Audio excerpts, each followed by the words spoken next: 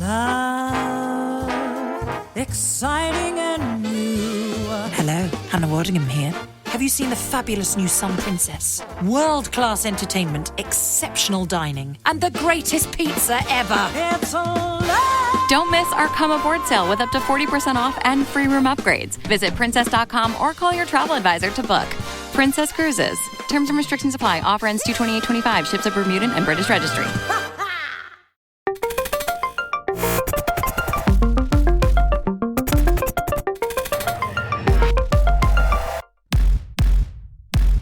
Welcome to the Monopoly Report. The Monopoly Report is dedicated to chronicling and analyzing the impact of antitrust and other regulations on the global advertising economy.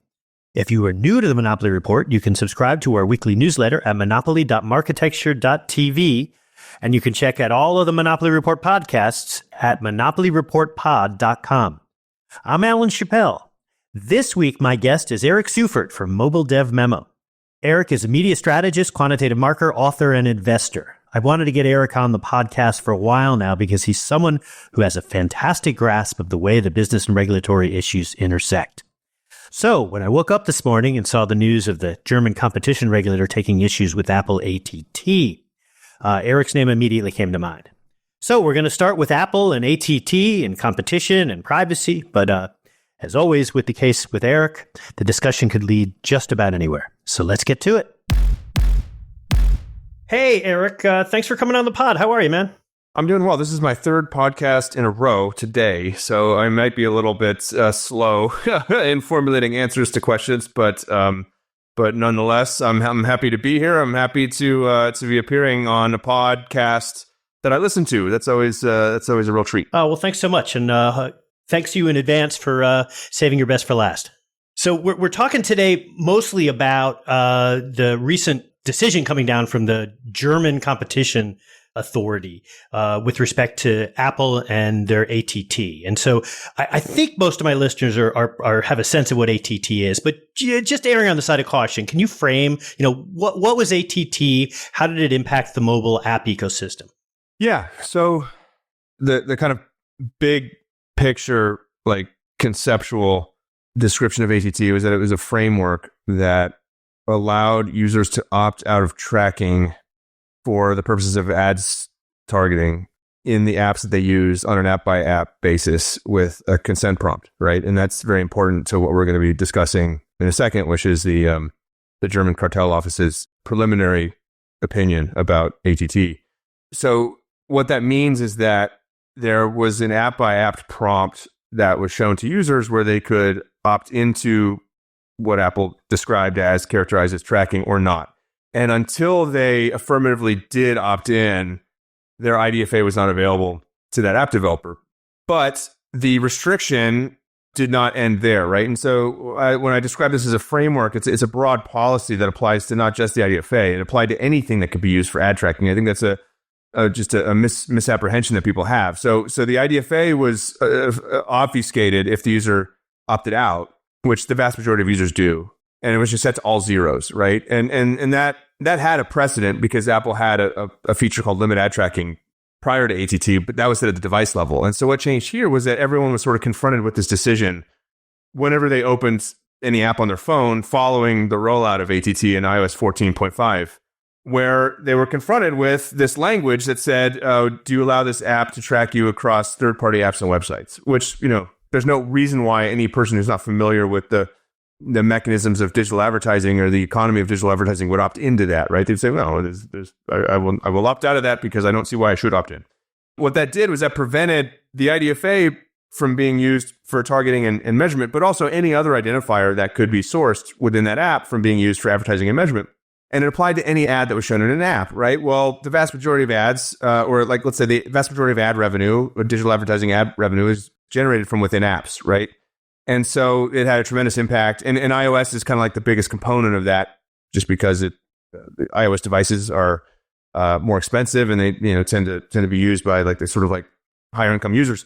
It had a very sort of destructive effect on the digital advertising economy broadly, right? And not just within the app context, but also for e-com, D2C, any advertiser that would advertise in an app and lead the user to a web-based destination was affected by ATT in the same way that any app advertiser was.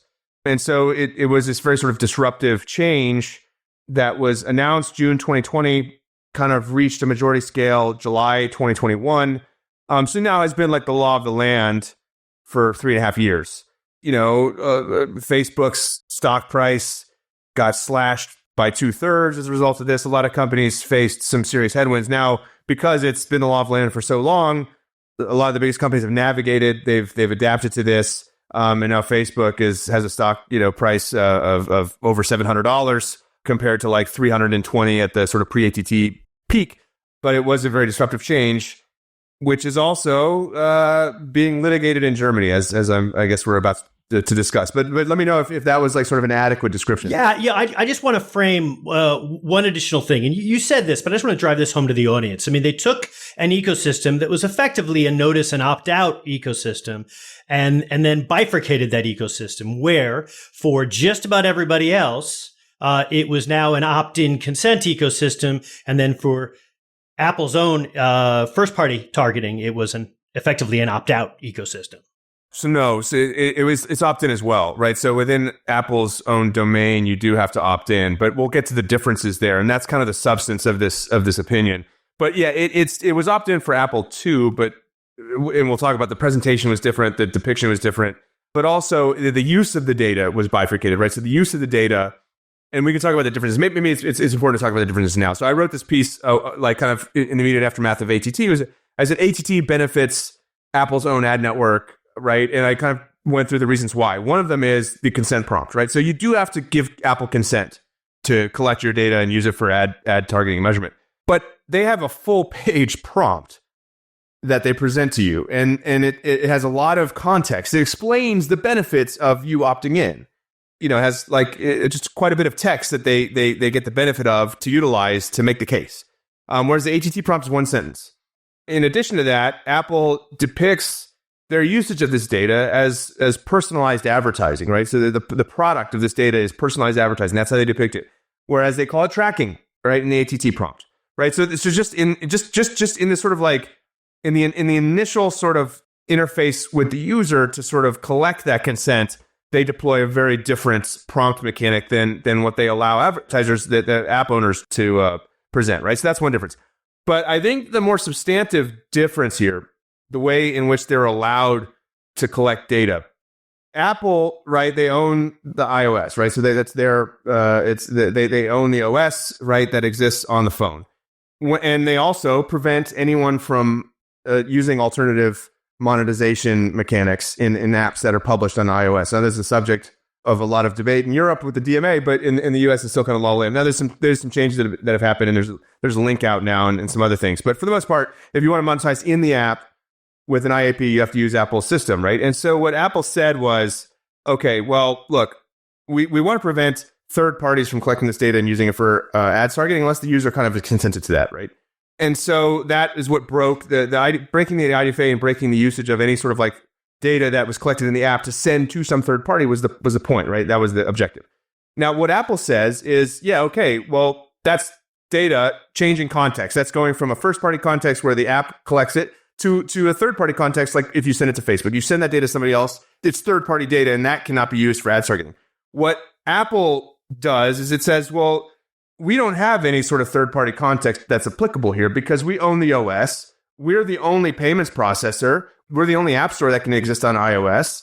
And so if someone engages on iOS, that's all first-party data to us, right? Even if it's within an app that's published on iOS. That's first-party data to us because, well, how else could they monetize? How else could they transact except to use our payment system and our app store to download the app? So we have that data, right? We have that data available to us, right? And it's first-party to us. I get the distinctions being drawn here is that Apple is basically taking the position that anything goes through their plumbing is a first party, and then really everything else is sort of a third party.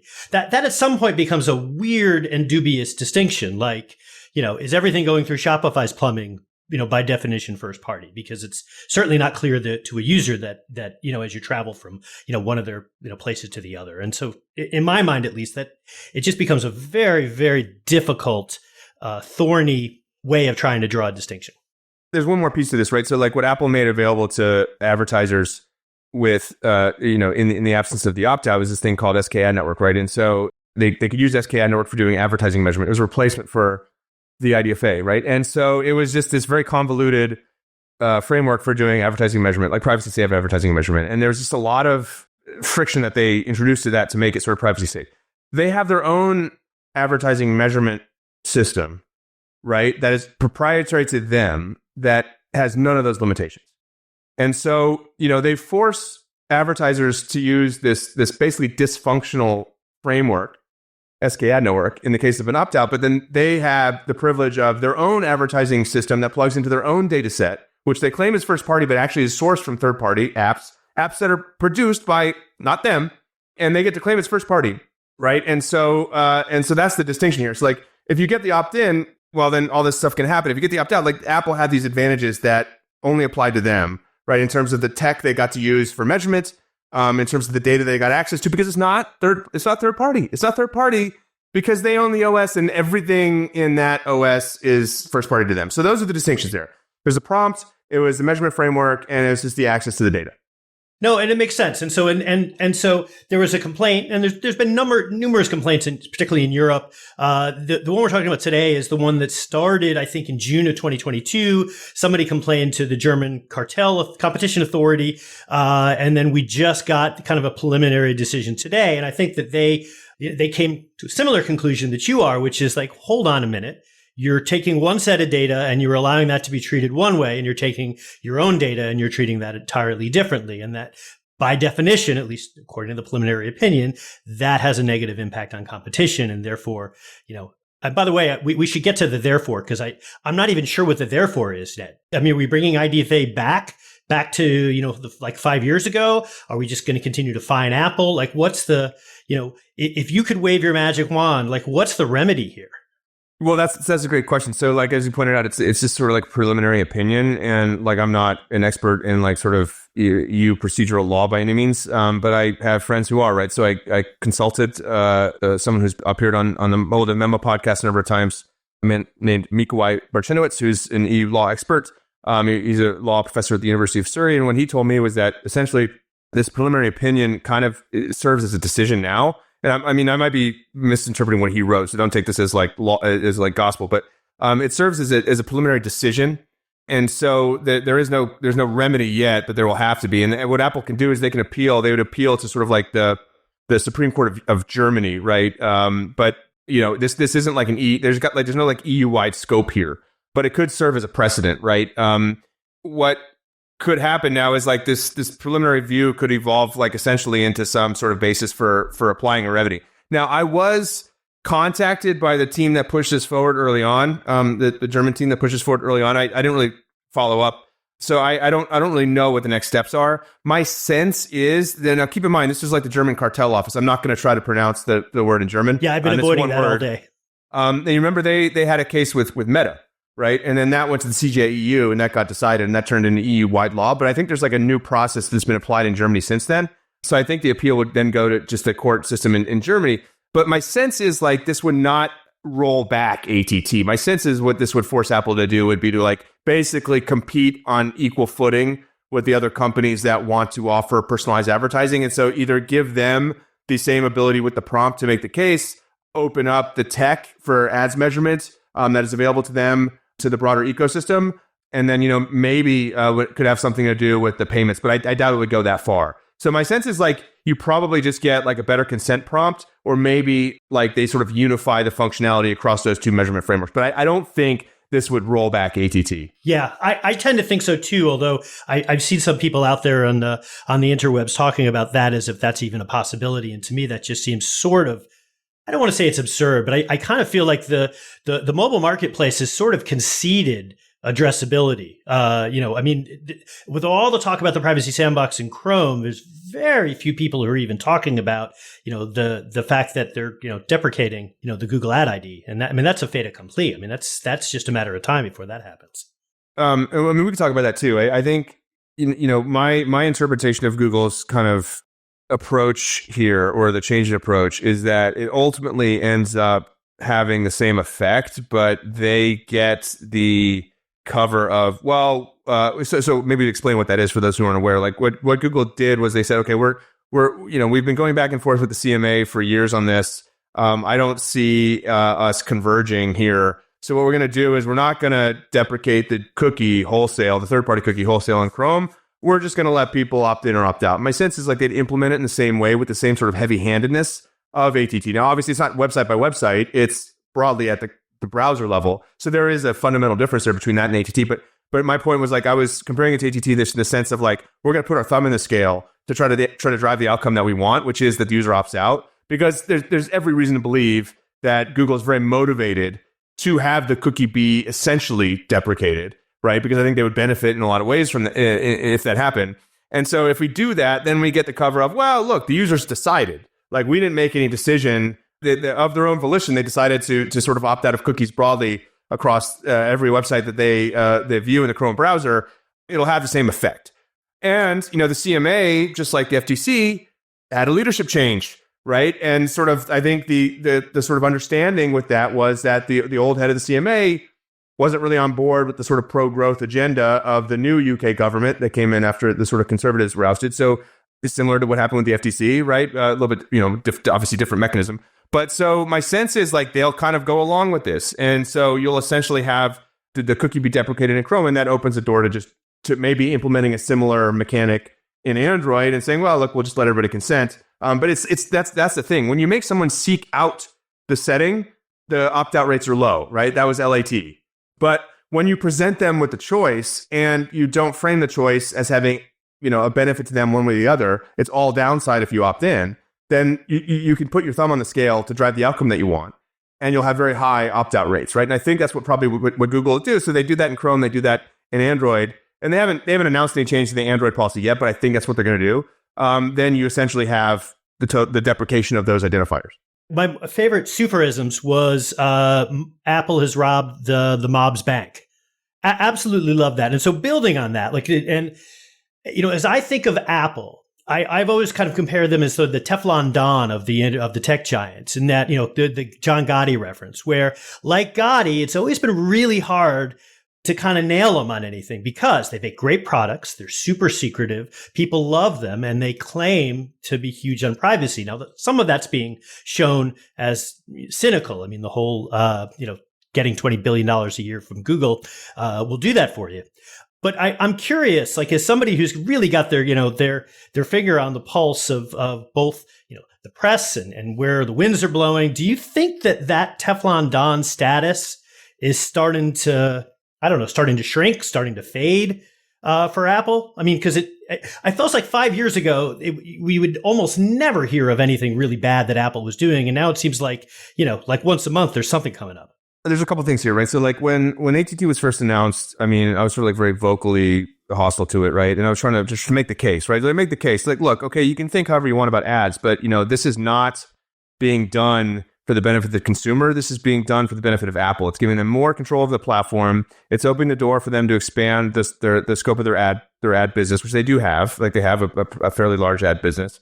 It's being done to sort of like stymie their competitors, which were becoming more relevant as competitors in other market segments, right? So Facebook, right, was building its own the Reality Labs division, which was essentially trying to become a bona fide platform, right? Which posed a competitive threat to Apple, right? And so for those reasons, I argued ATT was born, right? Not for this sort of like optically presented reason, which was, well, we want to protect consumer privacy. Now, Apple does have a long history of implementing things that do protect consumer privacy. So it's a little bit difficult of an argument to make. It's like, well, here are all these things, ITP and Safari. They've done these things to protect consumers' privacy, and those things don't benefit Apple in any way. But that's Safari, right? That's just a tool that is available to people to browse websites. And so, like, well, yeah, Apple could just sort of like implement these privacy changes just for free, just for the good of the users. They could do that. On iOS, it's different. iOS was changing. The mobile ecosystem was changing, right? They were losing a lot of control of iOS, right? And it made a lot of competitive sense for them to sort of center themselves as the only point of distribution right? And the sort of like the ultimate curators of content to determine what became popular on the App Store. Because remember, they didn't make any money from all the ads that were being sold in apps in iOS, but they made all the money through IAPs. They made 30% on in-game IAPs. Now that amount has changed since then, but nonetheless, they wanted that control, right? And the other thing here is like if you get to a point where content becomes ubiquitous across platforms, then the power of your phone becomes much less important, right? Like in terms of like just the hardware power, but also like the central position it plays in your technological life, right? And I think they wanted to avoid that happening. So if their ecosystem became unique in terms of like the products that were available, that has a huge amount of benefit for them in terms of just selling iPhones and driving services revenue. If everything was everywhere, then the iPhone isn't that important. The iPhone could be just a dumb gateway to all these cloud services, and they wanted to bring that, right? And that was the real point. And then also to grow the ad revenue of their own ad platform, which they have done. And so that was kind of my point. But like Apple has done a masterful job of presenting all of this to consumers as like one unified privacy effort. Everything we're doing in Safari is equivalent to everything we're doing on iOS, and it's all just under the umbrella of Apple, that's privacy. iPhone, that's privacy. Safari, that's privacy, right? And they've spent a lot of money on a worldwide ad campaign to push that narrative, right? Now, Google can't claim any of that. They just can't. The Google's like sort of don't be evil mantra, I think, disintegrated 14 years ago, right? And so they just don't have the benefit of the doubt like Apple does. And so that was kind of my point. Apple has this sort of outward visage, right? They've got this facade that they can hide behind and they can utilize to implement these sort of like anti-competitive strategies, right? And then point to the stuff that actually they couldn't benefit from, but it was only a function of their benevolence, right? Only a function of their beneficence to users. And like, but you could parse those two things apart, right? And that's a hard argument to make, right? That's a very difficult argument to make, and I got attacked a lot, right, for trying to make that argument because people are saying like, oh, you just don't care about privacy. Well, okay, fine. But now it's the German Cartel Office that agrees with me. It's the UK CMA that agrees with me, right? And so there are now, I think, like with the benefit of time and because this is like a very complex issue, more people just had the time to study it. And they came to a similar conclusion, which is like, wait a second. The DOJ said Apple uses privacy as an elastic shield to camouflage its anti-competitive efforts. It's not just, the advertising people anymore. I would agree. And now, but the next step is, and as you think about how the marketplace is going to shift, is there ultimately a negative outcome for Apple as a result of this shift in kind of perception? Well, so I don't think it's a consumer shift, but the problem is, you've got Mark Meador in the FTC now. He was Mike Lee's guy, right? And Mike Lee was the most rabid anti-big tech person on these competition grounds, and he gets ATT. He knows what it is. Right. And so that's an issue for Apple. I think the biggest issue for Apple, though, is the search rev share. Right. That's privacy washing. It's like, no, we hate all this data collection stuff, but we'll take your check and we know where the money's coming from. Right. It'd be, like that's just absolute. That's like it's the canonical example of privacy washing. We know where that money's coming from. We claim to hate that practice. What's worse is you know where the money's coming from, but you are okay sending your users to this company that is horrible for privacy. By the way, Mozilla has the same issue. Yes, that's an issue, right? It's privacy. That's probably a greater degree of privacy washing because it's a much more important part of the revenues. But that 20 billion's not a rounding error for Apple either. Sure isn't. I mean, that's look at their services revenue. That's a substantial chunk. I mean, that's captured in the services revenue. Yeah, no, I would agree. Just to maybe put a bow at this. So, as you think about how competition regulators are trying to rein in the big tech companies, and like heck, you've got at least 5 different entities, and then including the EU Commission under the DMA over there, trying to rein in big tech, and to date, it hasn't been super successful. And the reason it hasn't been super successful, in my view, is number one, I mean, big tech is just so well funded, and they can just continue to delay, half comply. And the other thing is that they can innovate and move very quickly relative to like this Competition and Markets Authority, who is just moves at a slower pace. I mean, is there, I guess, what's your prediction? Is there ever going to be a resolution to this stuff, or is it really going to ultimately be the marketplace that regulates all of this stuff? For example, like, AI search is going to be a different thing, probably controlled by a number of entities rather than just Google. No, I think just in Europe, you want to have AI search, right? So I think the issue is we're facing like a sort of like expansion of digital deglobalization. Like I've written about this a lot, but we're going to have an EU internet. We've got kind of like an Indian internet. We've got obviously got the Chinese internet, Russian internet, and we'll have like the North American internet or, the US internet.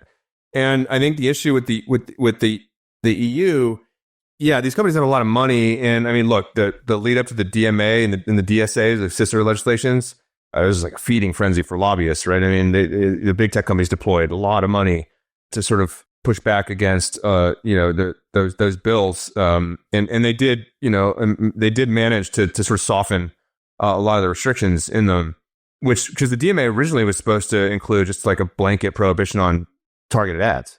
And that got softened down to like... That's their lead on everything, by the way. The world would be a better place if we don't have targeted ads. I'm like, I think that's in the preamble to the EU Constitution. I'm not positive. Well, essentially, targeted ads are more or less outlawed now in the EU. I mean, it's not an exaggeration. I mean, if you look at like, it's funny you say that, and that's sort of related to this whole discussion. Like, I've been following this now for 25 years, and every so often, some rando entity within the EU comes out with a proclamation that targeted ads are illegal. And then they go away and we never hear from them again. And then somebody else comes 3 or 4 years later and sort of makes the same proclamation. And I just wonder if that's sort of what's going on here. I mean, should we be taking the whole German cartel more seriously because it's Germany and there tend to be much more serious people, or is this just going to just continue to spin on forever? No, because it's outlawed, right? I mean, so that entity that just to sort of to borrow your example as a framework, that entity was the Norwegian DPA. They banned personalized advertising in Norway, and they are part of the EDPB board, right? And they went to the EDPB and they sort of said, "Hey, look, we're petitioning to have this ban that we've implemented in Norway, which they're not an EU member state, but they're part of the EDPB, applied across the EU." And the EDPB said, "Okay, that's the difference. I mean, that's why this time is different. The EDPB was created to enforce the GDPR. Well, the EDPB said, yeah, you're right. We should do that." And it's for Meta. I mean, that was applied specifically to Meta, right? So Meta, you can't do personalized advertising. Meta can't do that anymore. And that's why they came up with the pay okay regime, right? And so the pay okay was, hey, look at all these German newspapers. They say if you don't want to consent to cookies, then you got to pay. And it's either one or the other. And so that's what Meta implemented. And the EDPB, they had a problem with that. But also the EU the EC had a problem with that under the sort of protections of the DMA. The EC sort of like objected first and said, look, this is a violation of the DMA. And guess what? And so this is how you police it now. The DMA and the GDPR and the EDPB, the manifestation of the EDPB's power, which really happened in the last couple of years, and then now the DMA, those are what's different now. Because you know what the penalty is for noncompliance. The max penalty is for noncompliance with the DMA. What is it? Oh, I think it's $1 zillion a day. I'm not positive, but I think the fine structure is just all over the place. 10% of worldwide turnover. Yeah, that's why this time is different, and it goes up to 20% in cases of repeat offense. Right now, what's the maximum sanction under German law for violation of the antitrust ruling by the cartel office? It's 10% of worldwide turnover. So that's why this time is different. And so what I think is going to happen is not so much that competition will flourish and a viable competitor to Google emerges in the EU or Facebook. I think it's just that these companies pare back their services to sort of like the most basic, inoffensive, versions for EU use. And what you get is no sort of like cutting edge AI, right? You get like the kind of the sort of like under monetized, less personalized ads, which is what Facebook ended up rolling out. For users that don't consent or pay, because they had to introduce a third option because the EDPB and the EC objected to pay okay. And so you get just kind of like a much worse internet. And what the sort of like activists will say is like, well, that's great because nothing matters more than my perception I have that my privacy is being protected. And you don't have to quantify that in any way. I just have that perception. It's an emotional vibe. And nothing is more important than my emotional vibe that my privacy is being protected, how I, the activist, define it. And I think that's what you'll get. So a couple of things to react to there. So firstly, the EDPB is supposed to be an advisory board. Unfortunately, or for better or worse, it is treated, their opinions are treated by various individual data protection authorities over there as being gospel. And so that right there is offers a little bit of a disconnect. And then with respect to AI, boy, I'll tell you, the process which is horribly broken as it pertains to targeted ads is just going to be blown to smithereens when it comes to generative AI.